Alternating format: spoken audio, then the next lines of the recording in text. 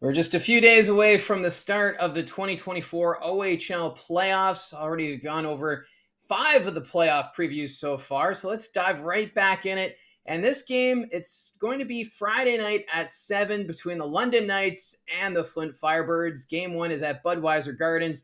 And for this series, it does seem pretty lopsided, but let's go over the numbers and maybe talk about how the Flint Firebirds could maybe get an upset in this series. And for the London Knights, of course, winning the Hamilton Spectator Trophy as the top team in the regular season. And this is a Knights team that's coming off of a championship appearance last year. You may remember they lost to the Peterborough Petes in the final a season ago. So London looking for a much better outcome than what they saw last year, although a lot of these pieces are returning, and you've got Michael Simpson in net, who won the championship with the Peterborough Petes.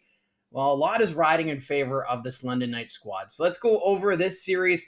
London winning the season series 3-1. So already you could see that the Knights have the advantage. Although seeing that the Flint Firebirds managed to pull out one victory at least against the London Knights has to be encouraging for that fan base. Over the last 10 games, the Knights 8-1-1. And right now riding a 7-game winning streak going into the postseason. So they have that momentum.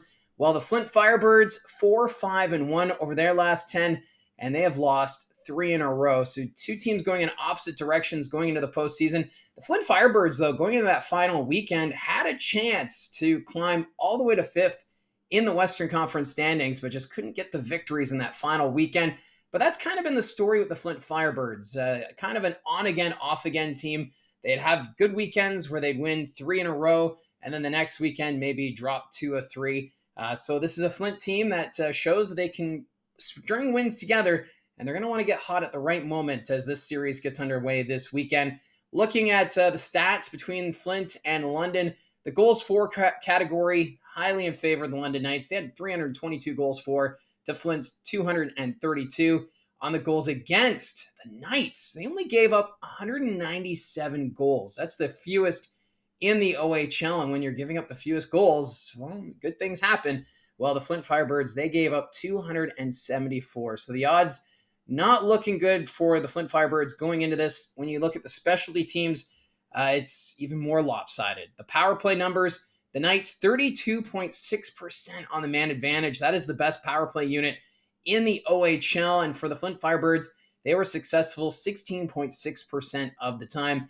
And then on the penalty kill, the Knights 85% to Flint's 78.7%.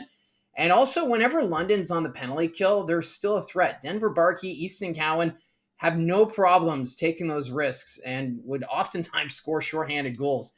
So this London Knights team, they're like a Swiss Army knife. They can do almost play any style of game. They can play the physical game.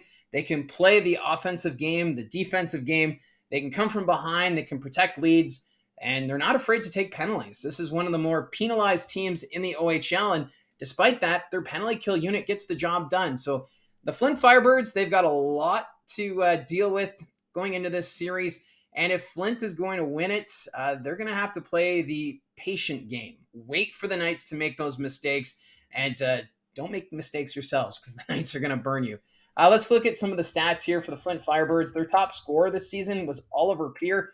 37 goals, 43 assists, good for 80 points. A great pickup from the Windsor Spitfires. The OHL trade deadline, there was some confusion around Flint. They traded away the likes of Gavin Hayes and Zachary Giroux and Braden Kressler, and then brought in Oliver Peer and Rodwin Donitz and Roberto Mancini from the Windsor Spitfires. And this team showed signs of being competitive. They were fighting for 5th spot in the Western Conference. So Oliver Peer, a great pickup from Windsor. He was able to get the offense going. Also, Nolan Dan. He had a great second half of the season. 28 goals, 36 assists, good for 64 points. Colson Petrie, he was steady all season long. 27 goals, 28 assists, good for 55 points. Simon Slavicek, late in the season, he was a threat in overtime. He was a clutch forward for this for this Flint Firebirds team, and he registered 15 goals, 31 assists, good for 46 points. And then Tristan Bertucci, fresh off signing that NHL entry-level contract with the Dallas Stars, he had 10 goals, 34 assists, good for 44 points on the season.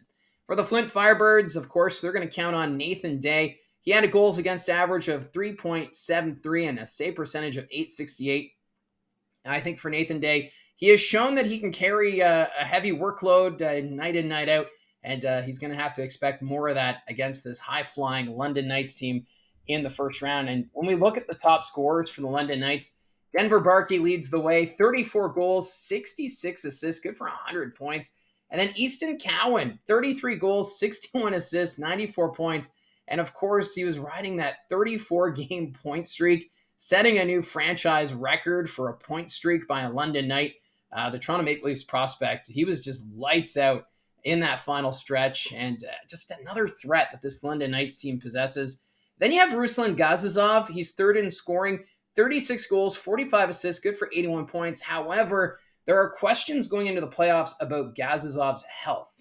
He was been battling a bit of an injury at the end of the regular season. It's unknown at this point if he'll be in the lineup Friday when the Knights take on the Flint Firebirds. So you have to figure for Gazizov, that'd be a tough loss for the Knights. But all season long, London has shown that despite injuries, despite suspensions, and players being out of the lineup, they've kind of have this next man up mentality, and it's been working all season long for the London Knights. So even though Gazizov might not be in the lineup, I don't know how much of an impact that's going to be for London, because they seem to just be ready to fill the void, and the next player takes over. Fourth in scoring for this Knights team, Jacob Julian, 29 goals, 49 assists, good for 78 points. And then Sam Dickinson, 18 goals, 51 assists, 69 points.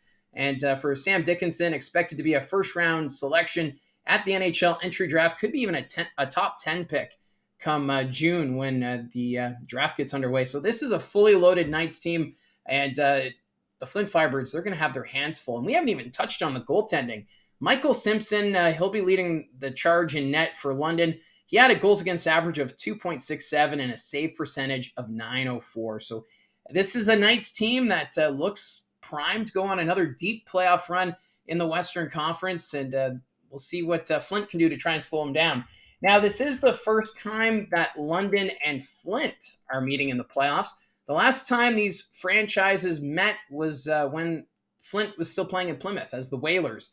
That was back in 2013. That was actually the Western Conference final that year. The London Knights, they won that series in 5 games. And of course, London would go on to the OHL Championship, where they ended up knocking out the Barrie Colts. And that one, I keep hearing the stories from Barrie Colt fans of how that series is still etched in their minds, and how that one went right down to the wire in Game 7. So just a bit of a flashback there. So the London Knights, Plymouth Whalers, that's the last time these two franchises met, was back in 2013.